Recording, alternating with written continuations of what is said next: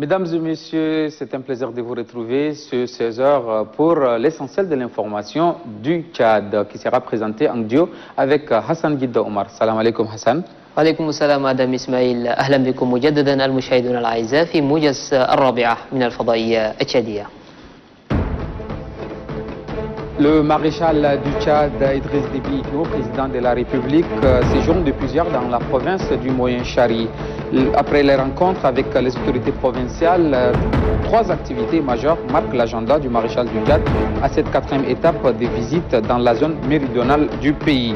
Il s'agit de l'inauguration de la nouvelle société des textiles du Tchad, le lancement du projet de développement des compétences et de l'employabilité des jeunes au Tchad et la pose de la première pierre du centre de formation professionnelle et technique. La première dame du Tchad, Hinda Déby Itno, a reçu ce matin, 9 novembre 2020, une forte délégation conduite par le conseiller à l'Union européenne, Kanga Diego. À cette rencontre, la première dame est entourée par les membres de la Fondation Grand Cœur. Avec cette délégation composée des hommes d'affaires, divers sujets ont été abordés, notamment des questions liées aux opportunités d'investissement dans notre pays, surtout dans les domaines des télécommunications, de la santé publique, de la sécurité alimentaire et nutritionnelle, ainsi que la gestion de l'environnement. La première dame, tout en souhaitant la cordiale bienvenue à la délégation, s'est félicitée du choix porté sur le Tchad pour la réalisation de ses ambitions. Rappelons que cette délégation est accompagnée par l'ambassadrice Aziza Baroud, ambassadrice plénipotentiaire et extraordinaire du Tchad en Belgique. Il se tient depuis ce matin un atelier national d'analyse de la sécurité alimentaire et nutritionnelle utilisant l'outil cadre harmonisé. L'objectif de la réunion est d'identifier les zones à risque et des populations en insécurité. En présidant la cérémonie, le directeur général adjoint du ministère de l'Agriculture souhaite que les recommandations puissent permettre de combattre l'insécurité alimentaire dans le pays de Toumaïa.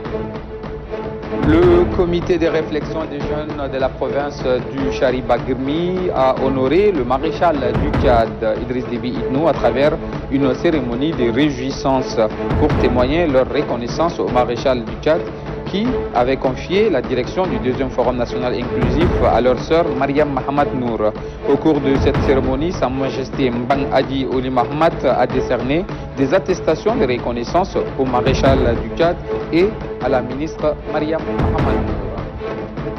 C'est tout pour le flash en français. Je vous laisse en compagnie de Hassan Guida Omar pour la suite en arabe.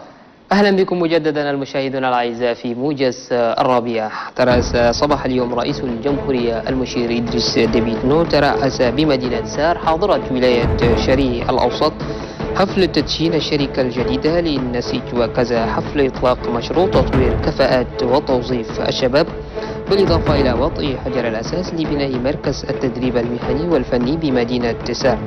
المناسبة جرت بحضور رئيس الجمعية الوطنية وعدد من المسؤولين الإداريين والعسكريين إلى جانب عدد من أعضاء الحكومة، ويأتي كل ذلك في إطار دعم جهود الدولة لتوفير فرص العمل لتشغيل الشباب وتعزيز التنمية في المنطقة بشكل عام. هنا في العاصمة أنجمينا استقبلت اليوم السيدة الأولى للبلاد هندا ديبي إتنو رئيسة مؤسسة القلب الكبير وفدا أوروبي يضم أعضاء المؤسسة الإسبانية المتعددة الجنسيات والمختصة في مجال التكنولوجيا الحديثة للمعلومات والاتصالات، حيث رافقت هذا الوفد سفيرة البلاد بالمملكة البلجيكية السيدة عزيزة بارود. هذا الوفد الذي يضم عدد من قادة الجمعيات الإنسانية أبدوا جاهزيتهم لتقديم الدعم اللازم للحكومة لتنفيذ مشاريعها المختلفة، كما أكدوا دعم نشاطات مؤسسة القلب الكبير الخاصة في مجالات الصحة وغيرها. شهد اليوم مقر حزب الوحدة من أجل التجديد والديمقراطية ERD شهد فعاليات المؤتمر الصوفي الذي عقده أعضاء جبهة المعارضة السياسية لأرض حصيلة مشاركة الجبهة في المنتدى الوطني الشامل الثاني، حيث مثلها في جميع أنشطة المنتدى 40 عضوا من بينهم 600 مشارك مثلوا كافة القوى الاجتماعية. وخلال ساعة من عمر المؤتمر أكد المتداخلون بأن لجنة رئاسة المنتدى أخذت العديد من توصيات الجبهة بعين الاعتبار، وسيتم إدراج ما تبقى من التوصيات في جدول أعمال الجلسة العامة للإطار الوطني للحوار السياسي لمناقشتها.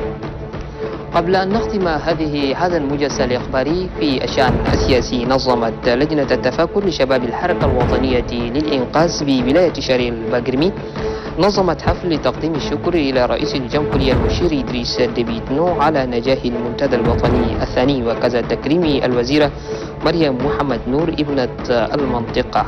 وحضر المناسبة حاكم ولاية شارع الباقرمي الدكتور أبو بكر جبريل أبو بكر وسلطان شارع الباقرمي بن أجي ولي محمد وعدد من الشخصيات المرجعية في المنطقة. وتوج الحفل بتقديم شهادة شكر إلى رئيس الجمهورية المشير إدريس ديبي إتنو وإلى الوزيرة مريم محمد نور، ذلك لنجاحها لرئاستها للمنتدى طيلة أيامه. هكذا أنهي معكم هذا الموجز الإخباري أنا وزميلي آدم، إلى اللقاء.